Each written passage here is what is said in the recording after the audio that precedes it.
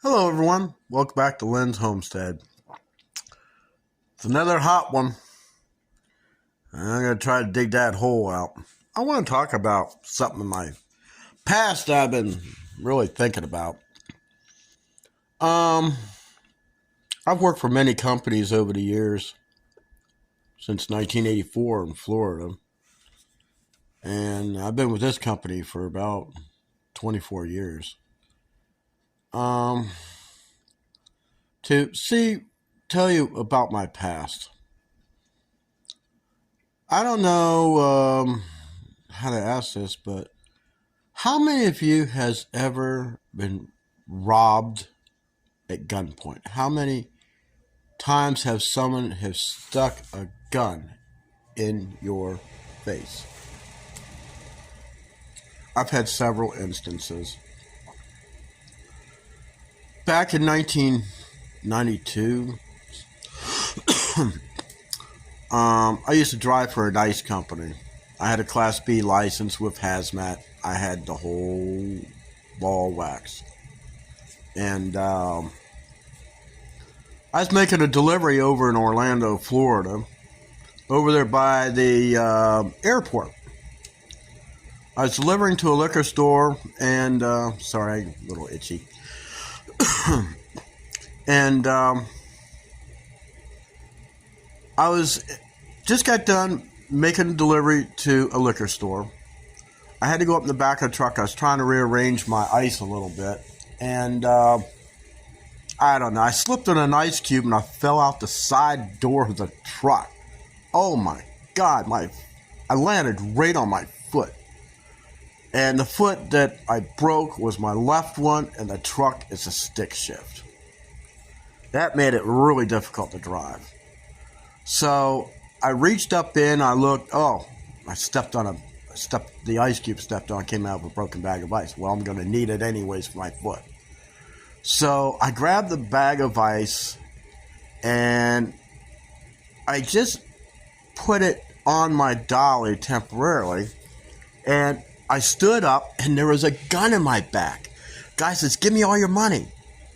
I go, "I don't carry cash. I don't want to carry cash on me." "I know you got money. You just made a delivery here." He paid with a check. And he's, "I know you have money." And he kept pushing me. I go, all right. I'm thinking fast. One of my other stops that I delivered to, it was a TCBY yogurt place.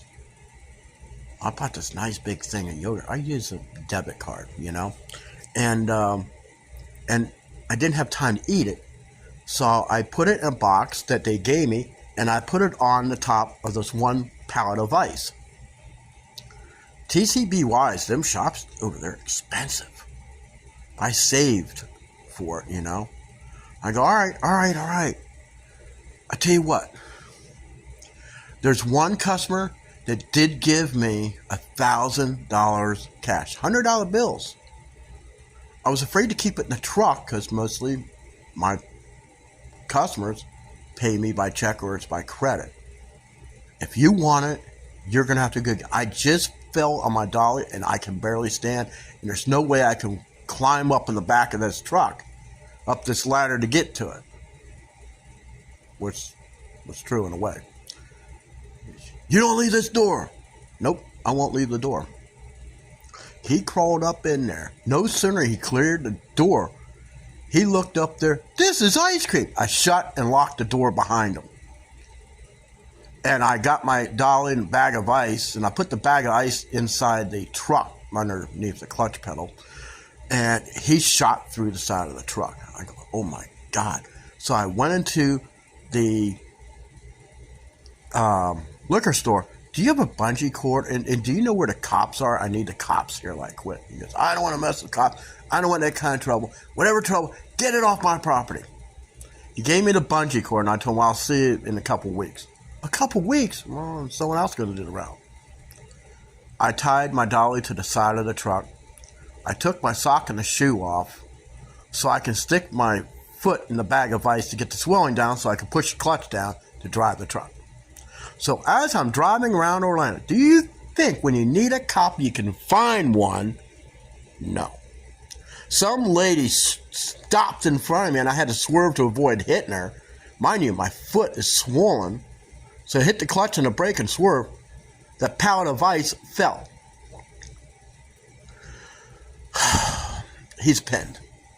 Eventually, I found a cop that pulled someone over. I went up behind him at the four-ways. I told him, "Officer, I have a problem, and it's a deadly problem. He has a gun." I told him what happened. He says, "Pull in a parking lot over there, and I'll get back up." Bada bing, bada boom. He had ink stains all over him, so whatever money he stole, the ink pack blew up, and that was done. So, that's story number 1. All right, guys. Story number 2. Year 2002. I worked at a big box store. I was a receiver. There for a while I was a stalker. I used to come in, unload trucks early morning and go home part-time.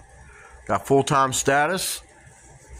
Then they put me outdoor to run 2 acres of real estate, to unload trucks, special orders, the whole 9 yards. Kind of like what I do now, but more on a larger scale. Well, at that time, they had like a smoke shack for the employees. Manager came to me when I was trying to unload this one truck on the dock where we just got a forklift stuck and I couldn't get it out. And he goes, "John, you need to do something." I got some guy out back, not talking very nice to the female employees, kind of obscene. And the males, they've been threatening their lives. And I need to go out there and take care of the problem. I go, "Isn't that a manager's problem?" He goes, "I told you to run that bullpen like it's your own business. It's your problem." So I have no backup. Nope, just go out and do it. So I told him, "All right, I got to get a chain. I got to get another forklift to get my forklift out of the semi-truck that had missing wheels on it." So I went out there, got everything. I went up to the gate, asked him, "What is your problem and what do you want?" "Well, I got 2 bundles of paneling for delivery." I go, "Yeah, did you talk to them at the office?" "Yeah, they said I had no appointment. I was wondering if you can get me." "Well, number 1, I have no key to the gate, so I can't open it. Number 2, if my boss said I can't unload you because you have no appointment, you'll have to wait until last. That's this policy here." He didn't like that. So I went to get the forklift out. By that time, 6 semi-trucks that did have appointments. She told me who was first. And they're all these truck drivers. They're my buddies. We're buds, We take care of each other and things get done. Well, needless to say, this man brought out a sawed-off shotgun and pointed it at my gut. He says, "You're going to unload me." I told him, "You're going to put that thing away, you're going to get back in your truck, and you're going to wait." So I started unloading all the other trucks. I'm lining them up. Since this guy's blocking my gate, I can't even get what I'm unloading inside where it belongs. So I am trapped out in the driveway. His buddy came out and says, he wants you to unload you. I sit there. Now, mind you, these guys are bigger than me. I'm in my 30s, I'm not where I'm at now. I told him, "You're going to have to get back in the truck and wait. These guys have appointments. You don't. No appointments, come in last." Just like a doctor's office. It's not walked in. Now, if these guys weren't here, yeah. But they are. So I went back to doing what I'm doing. By that time, I was getting a little nervous, so I went turning my papers from the first couple trucks. I got my sledgehammer, which I call Baby. It's just a little short-handled, probably the handle's probably 2 foot long, yellow plastic, 25-pound sledge. And I made a noose, 13 wraps, legal, tied it up on the forklift. I went out and started unloading on the other forklift, or the other truck, sorry. And I went to put stuff. The guy with the sawed-off shotgun, which is illegal, and his buddy both came out, and he pointed the gun to my head and told me to unload his truck. And I told him, put that away, get back in your truck, and wait. Do not come out of your truck anymore, or I swear I'm going to take this noose, I'm going to put it around your neck, I'm going to put it on the fork, and I'm going to hang you, and then I'm going to beat your partner to death with my sledgehammer. And I pulled the sledgehammer. You see this? That's your future. Get back in your truck and wait. So what had happened, the other drivers got out, says, John, we got this. I go, no, my manager told me this is my problem. I have to deal with it. I shouldn't have to deal with this. This is not my job. This is not my expertise. I told him, please, I don't want nothing to happen to you. Get back in your trucks and wait. So what happened when I got the last truck done, paperwork taken care of, as I'm coming down, I saw the passenger door of that rig open up. And I blew the horn. That door shut. I parked behind the truck. I got off. I grabbed my sledgehammer for protection, because that's all I had. And I walked up to the cab. Let me see your paperwork. I'll put my sledgehammer down. What'd you bring that for? You bring the shotgun out, I'm going to hit you. Right in the face. I will not tolerate this kind of behavior. You're on my soil. You're in my backyard. You are a trespasser and you are a terrorist. Let me see the paperwork. Looked at it, read it. I looked at him, I told him, Home Depot's 2 miles that way. You're at the wrong place. I want you to move your truck away from my gate, restrap, and move. So when you get to Home Depot, there's going to be a surprise for you. Yeah, he and his buddy was arrested, and the truck was confiscated. All right, guys, last story. So, year 2004, all the hurricanes, we had 4 major hurricanes hit Central Florida. We had a delivery driver come in. He stopped at the receiving office. I was actually outside straightening up my bullpen, getting ready for future trucks, keep everything clean. My manager had me picking out weeds from the cracks, and it's just never any fun out there. Always so hot. I saw this truck went around the corner. It's like, oh, shingle truck. Gee, I've unloaded about 50 of them. I don't know where I'm going to put these, I'm just pile it up on top. She opened up the gate and let me out. I went out. He's yelling and screaming at me. He says, yeah, I'm going to come back and kill your boss. I go, why? I didn't like the way she talked to me. She talks that way to everybody. You ain't special. Then he pulled a gun and stuck it in my face. It was a .45 caliber revolver. A nice shiny stainless one. I said, don't do this. This is insane. And anyways, I hate to make you mad, but you didn't leave me enough room to unload you. Let me have the paperwork. Move the truck over 10 feet. Oh my God. He was insane. What he did, he went forward, hit the brakes. I watched all 18 pallets of shingles shift to the left. Then he floored it in reverse. He didn't hit the brakes. He hit the parking brakes. And I watched the shingles come. I thought they were going to fall off the truck. And then he came out and he stuck that gun in up to my nose.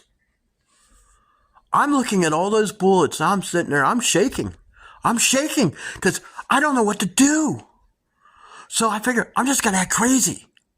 I grabbed the the end of that pistol, and I put it to my chest. I said, shoot me!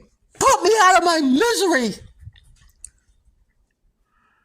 He says, you're nuts. Just get in the truck. Just stay away from me. Because if you pull the trigger, I'm the only one that does this job. You will never get unloaded. Then you'll have to strap this and leave. So it took me 20 minutes to unload his truck because some of the pallets are jacked. So I got everything off, set it offside, signed his paperwork, gave it to him. I've never seen anything. It looked like something from a horror movie.